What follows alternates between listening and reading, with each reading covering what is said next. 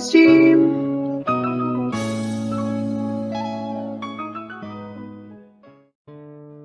Olá pessoal, eu sou Diane Padial, produtora cultural, trabalho na gestão da plataforma eBairro Web, também trabalho com alguns grupos sobre literatura aqui na Zona Sul de São Paulo.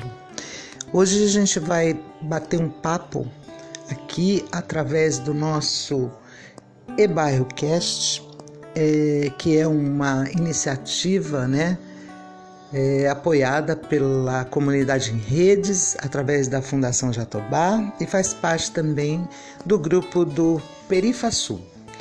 Através desse trabalho, vamos discutir um pouco sobre literatura, conhecer alguns artistas aqui da nossa região, que também possuem seus livros na plataforma eBairro. Hoje vamos receber então Serginho Poeta.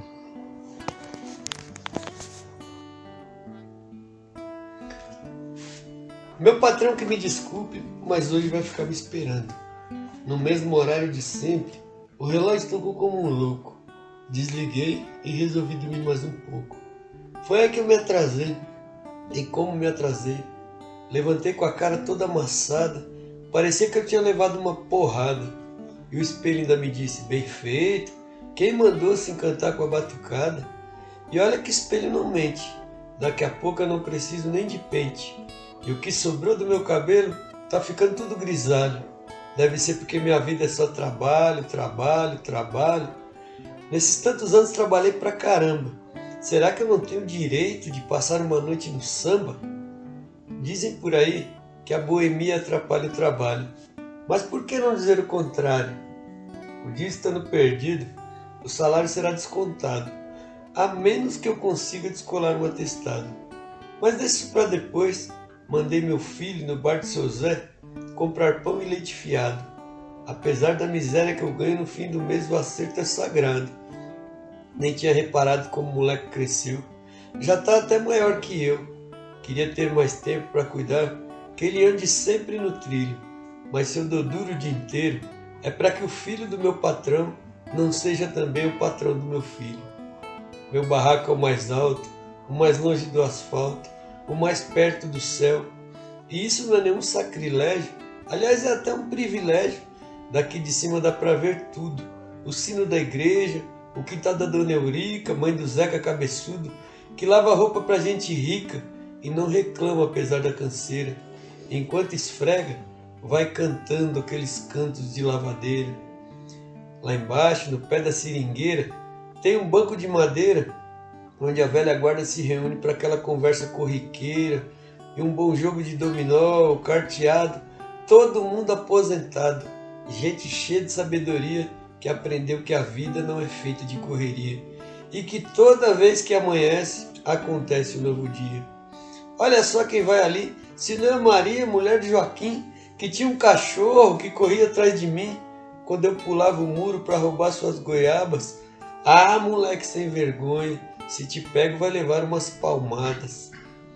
Perdi a hora e pude perceber por um instante o que se passava bem diante do meu nariz, que para ser feliz eu preciso de tão pouco, dessas ruas sem asfalto, dessas casas sem reboco. Perdi a hora e pude ver que tudo que a vida nos dá é de graça, que nada em troca ela há de querer. Por isso trabalhem sim, mas não deixem de viver. Que maravilha, Serginho, que coisa linda. E eu queria então, agora, depois de ter ouvido um pouco do seu poema, eu queria que você então agora se apresentasse, dissesse quem é você. Eu falei que você é humorista, que você é professor.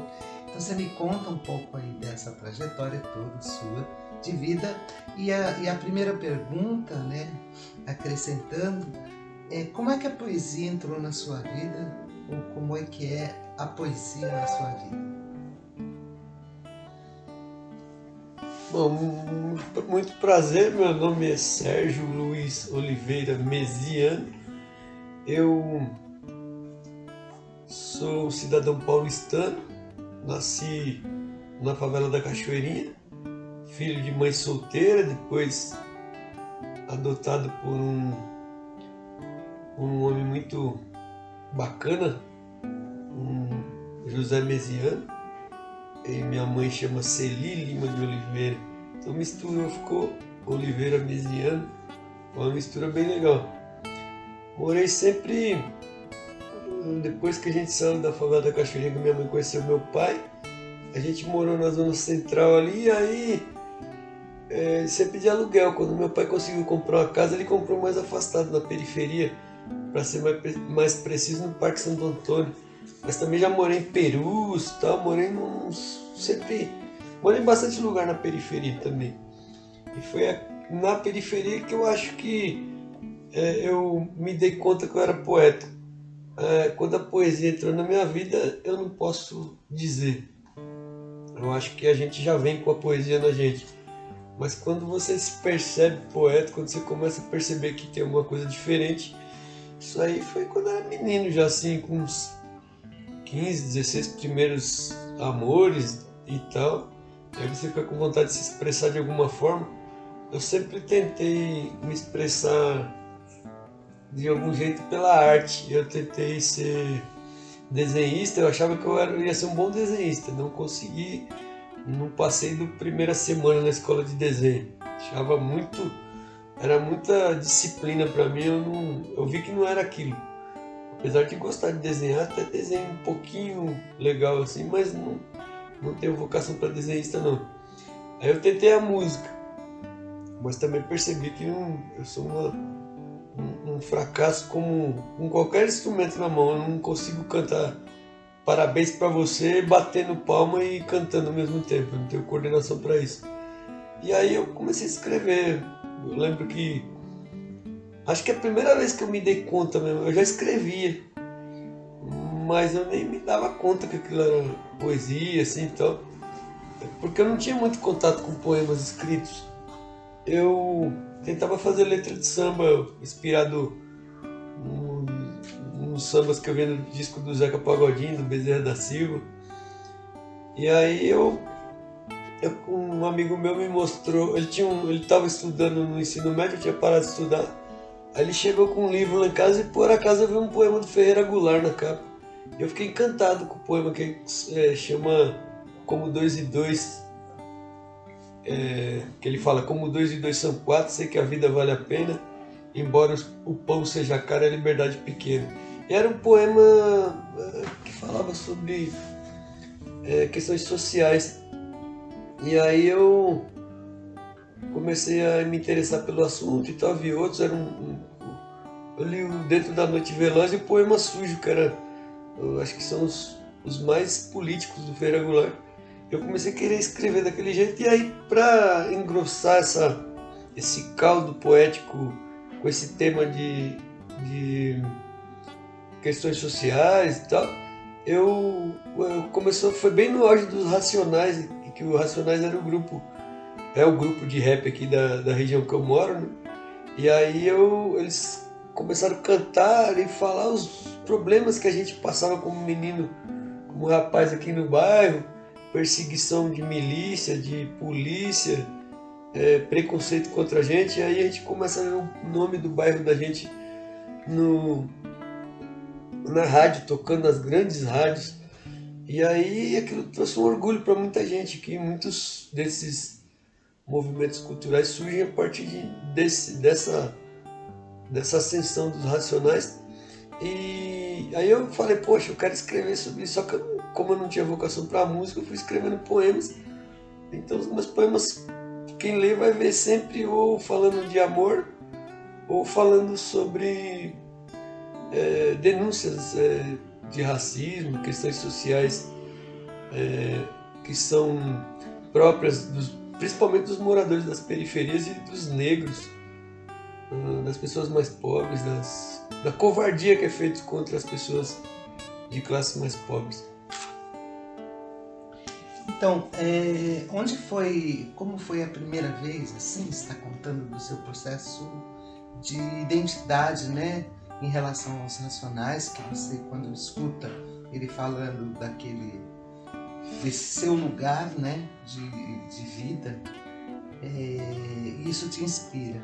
Então eu queria que você contasse onde foi que você declamou pela primeira vez e que você se sentiu como a pessoa sendo chamada de poeta ou se considerando um poeta.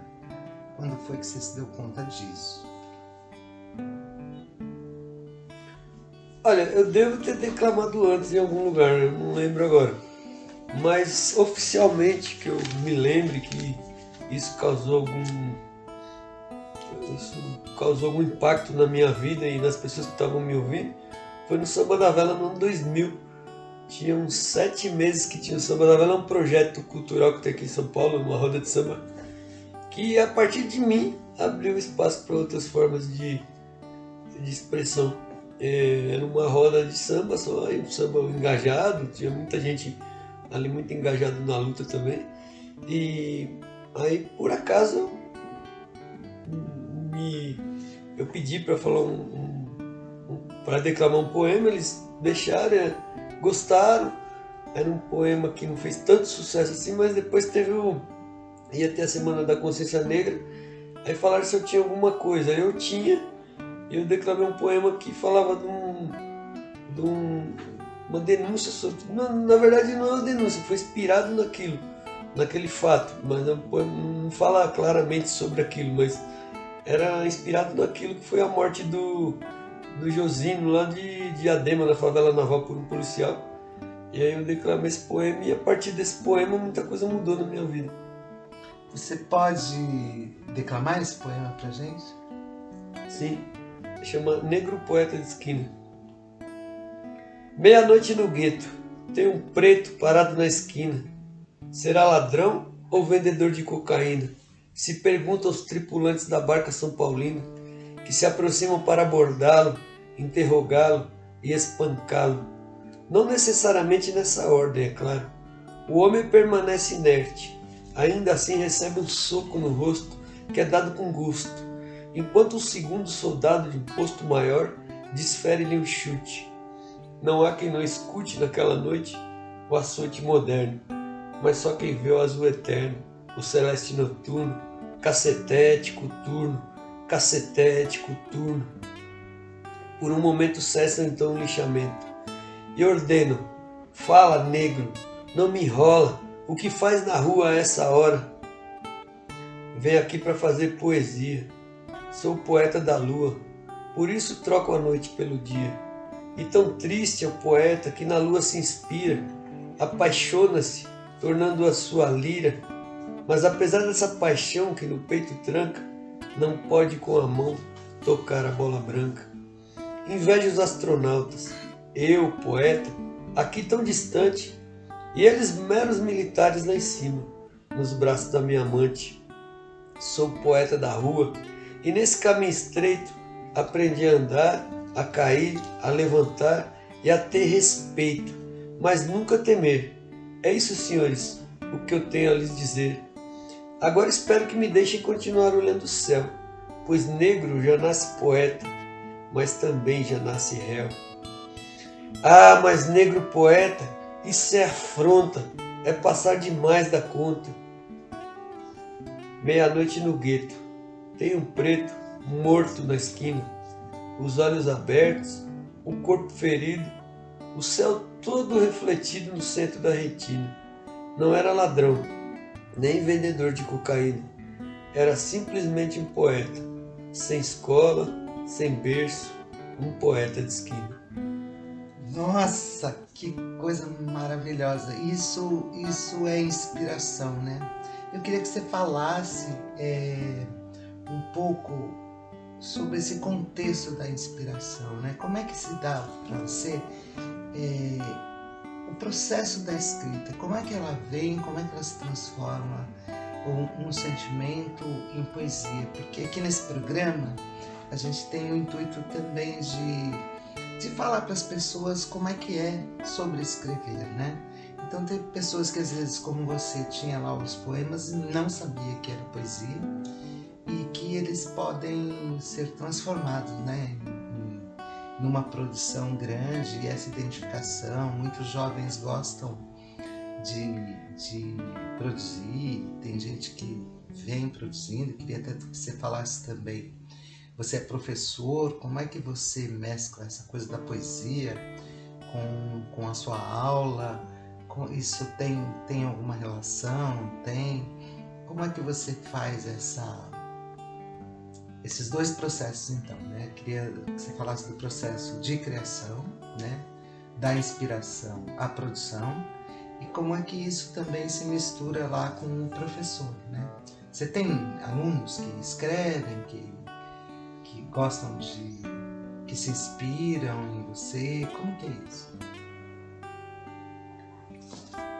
Bom, o processo criativo, isso aí é muito difícil de falar. Eu não tenho um processo criativo assim que eu possa dizer para você assim que acontece.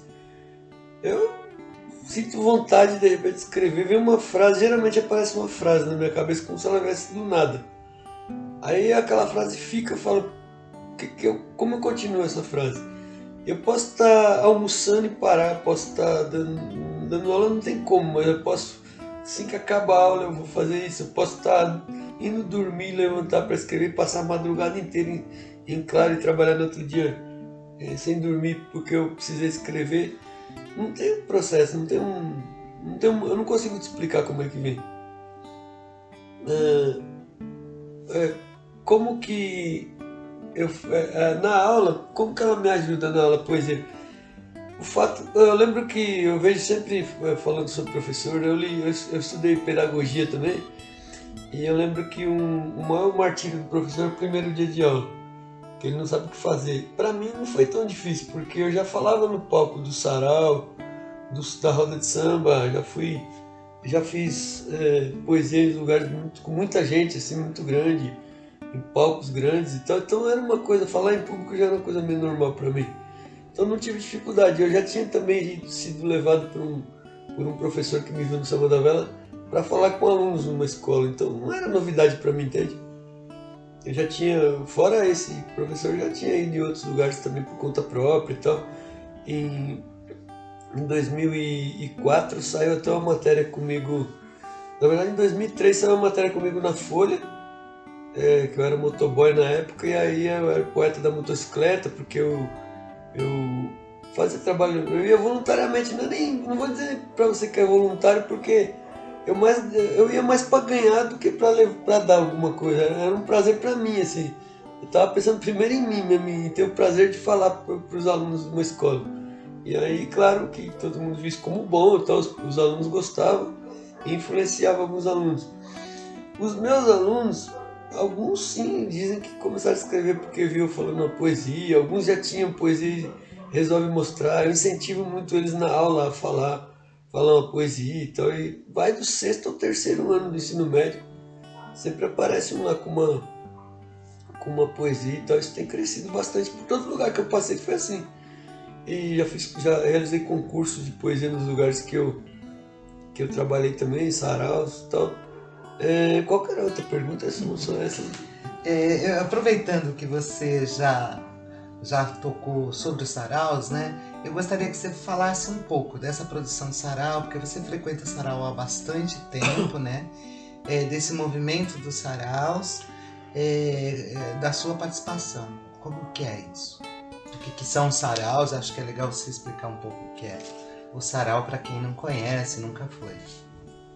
Bom, primeiro, sarau é uma reunião de pessoas que vão apresentar poesia num bar, ou num qualquer espaço público e até privado.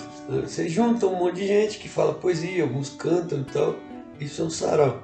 Isso é uma coisa, não se tem ideia de quando surgiu o sarau. Isso aí na Idade Média já existia.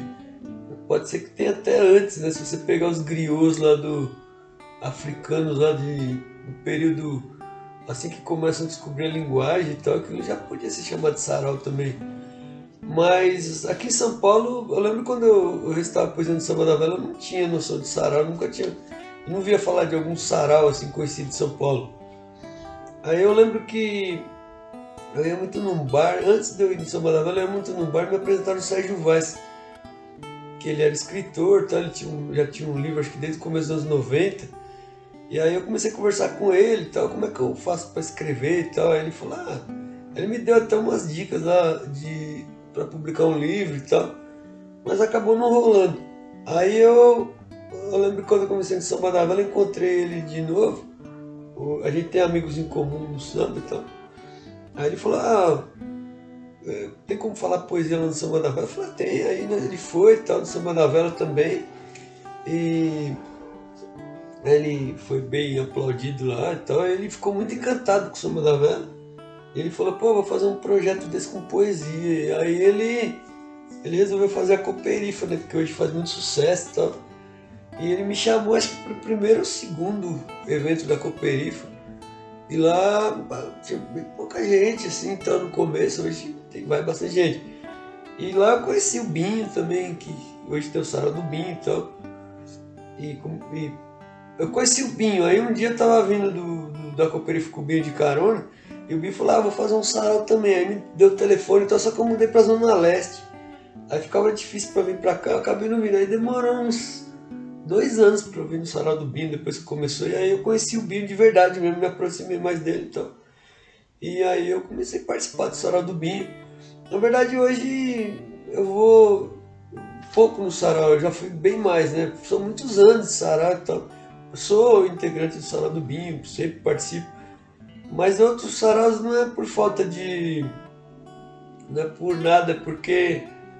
eu não sei, eu acho que por muitos anos indo no sarau, né, você cansa um pouco e tal, acho que eu tô mais caseiro hoje e tal, mas eu acho um movimento muito legal, muita gente apareceu aí, depois a gente já deve estar na 3ª ou 4ª geração de poeta, depois que eu comecei, e é fantástico, né, porque vão surgindo outros, a molecada mais jovem, lá 16, 17 anos, tudo já tem saraus, fazendo sarau e tal. Então, esse movimento é fantástico, um movimento que mexe com muita gente, que mobiliza muitas ideias, muitas ações também. Eu sei que através dessa participação nos saraus, você teve algumas publicações, né? Eu queria que você me falasse onde tem os seus poemas, né? E dos seus livros. Meus poemas, além de estar espalhados pela internet, em YouTube, Google, tem gente que pega às vezes e coloca em blog, página. Teve um poema que foi usado no meu não sei se foi tese de mestrado, alguma coisa de uma faculdade lá do Sul. Lá eu encontrei um poema meu, lá um trecho de um poema meu. Eu nem sei como foi para lá. Já fizeram um trabalho de mestrado e tal, sempre, né, eles vêm aqui fazer esse trabalho com a gente aqui e tal, sempre tem alguém que vem fazer com a gente. Fora isso, eu participei, acho que a primeira vez que publicaram um poema meu, teve umas em revista, jornal, assim, alguns trechos, mas a primeira vez num livro foi com o Tony C, do PCdoB. Ele tem um site chamado Hip Hop a Lápis. Ele lançou o livro com uma coletânea, tinha vários textos lá. É incrível, tinha texto do Papa e do Mano Brown na mesma coletânea, assim, muito louco aquilo. E de vários outros poetas e tal, Sérgio Vaz, como falei. Qual é o nome do livro? Chama Hip Hop a Lápis, do Tony C. Tony C é um cara fantástico. E fora esse, cara, tem um poema meu no encarte de um CD da Adriana Moreira, que é uma cantora de samba aqui de São Paulo. Quase que um poema meu também saiu no CD da Beth Carvalho. Eu tinha feito um poema em homenagem a ela.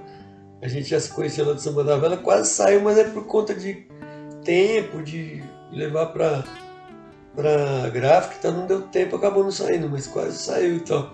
Fora isso, tem várias coletâneas. Tem a coletânea do Santo Lago 13, deixa eu ver outra. Tem do Sarau do Binho.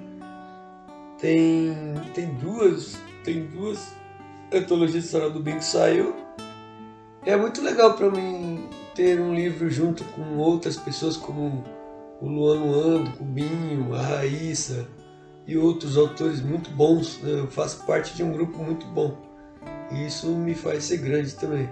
Mas se eu estivesse sozinho não seria tão valorizado, mas fazer parte desse grupo é muito legal. É como um jogador jogar no Barcelona hoje.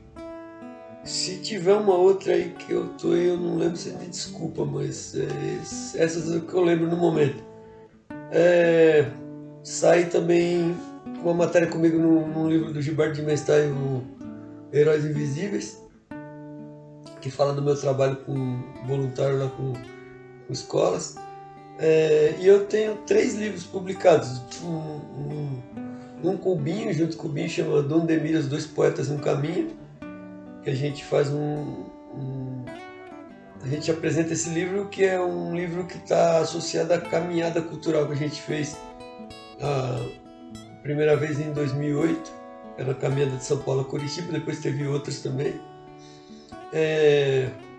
Depois eu lancei um livro lá na Argentina, que é o livro El Hombre de Piedra, que também tem poemas meus, quase os mesmos poemas que tem no primeiro livro, mas foi lançado lá pela editora Cartoneira, que era um trabalho muito legal. Todos os poemas, os livros são feitos com a capa dos livros são de papelão, e esse papelão é comprado dos catadores de papelão lá de Buenos Aires. E aí todo o dinheiro que eles vendem os livros é revertido para as crianças, o estudo dessas crianças, desses catadores de papelão e tal. Esse projeto é iniciativa da Lucia, que é uma lusotenina lá da Argentina também, que é amiga nossa. E por fim, agora o último livro que eu escrevi foi o Poeta de Esquina, que esse é o livro que tem todos os poemas. Até aquele momento eram todos os poemas meus, e era um livro que eu tinha já a intenção de escrever desde o começo, pelo selo Sarau do Binho. O Dois Poetas no Caminho saiu pela Edições Toró, e esse último pelo selo Sarau do Binho, que é realmente o livro que eu queria escrever, que eu tinha projetado há muitos anos. Teve uma tentativa também de eu escrever um livro em 2003, 2004, pelo Fábio Sal e a Ana, uma amiga minha. Os dois diagramaram o livro e tal, mas eu acabei não conseguindo fazer esse livro. Eu acho que ele saiu quando tinha que sair mesmo.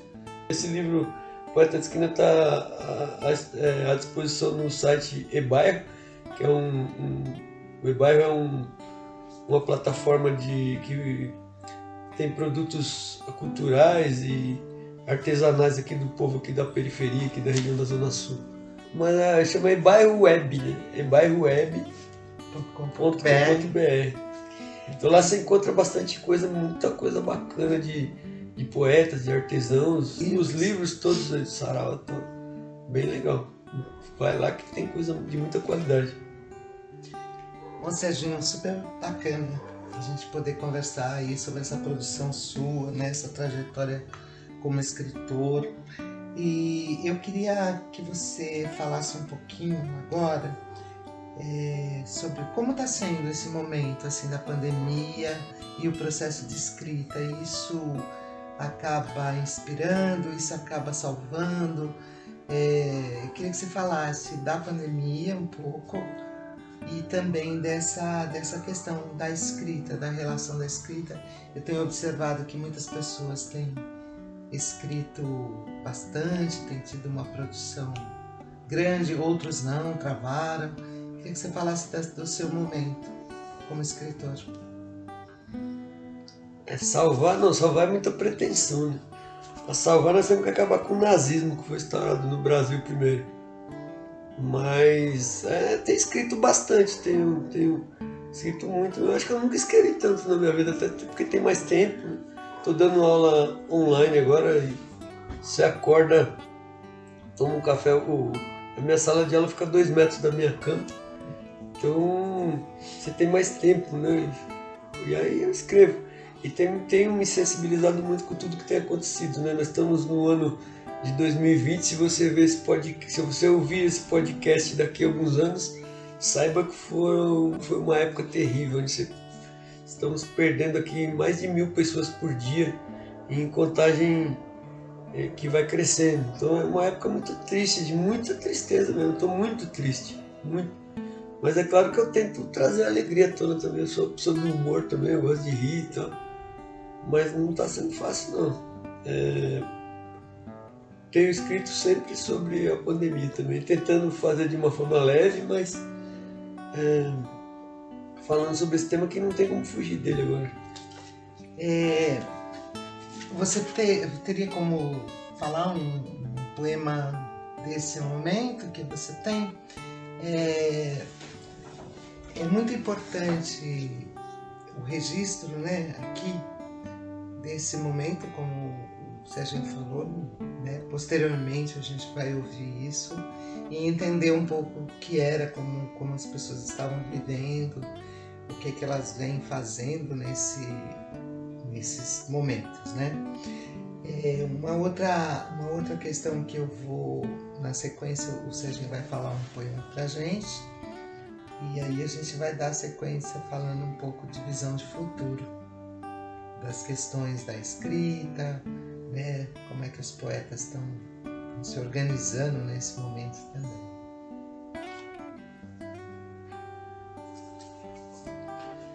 As amizades distantes. Meus dias têm sido assim, viajando para dentro de mim, encontrando saídas desse mundo perverso no universo contido em meu peito. Lá fora mora a incompreensão, e somente no meu âmago que posso ser compreendido e compreender também. Convido aos que não nos vemos, que se submetam ao introspecto e que lá nos encontremos. Vejo cada um dos que estimo no além da minha alma, no espectro da essência. E se não posso hoje lhes estender a palma, dar-lhes um abraço, um beijo carinhoso, o que me acalma é saber que estão aqui, em alguma parte da memória, e que zeloso guardo-lhes naquilo que fizemos e que fez valer nossa existência.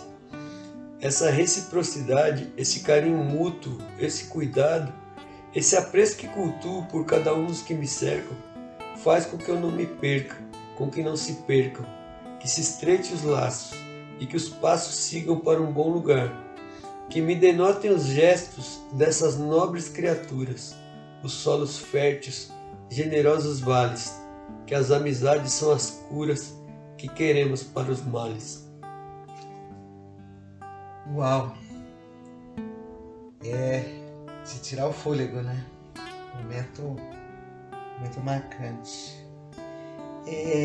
Serginho, eu queria que você falasse como é que você está visualizando aí o futuro, mas antes que você fizesse um recorte falando alguma coisa, por exemplo, para quem escreve, para quem quer produzir um livro, para esses jovens que estão iniciando, né? Como é que você vê essas possibilidades, né? Como é que eles podem se organizar para isso? E falar depois um pouco dessa visão do futuro para a gente ir encerrando aí nessa nossa conversa super bacana. Bom, para os jovens que gostam de escrever, a única coisa que eu posso falar é que escrevam. E escrevam mesmo.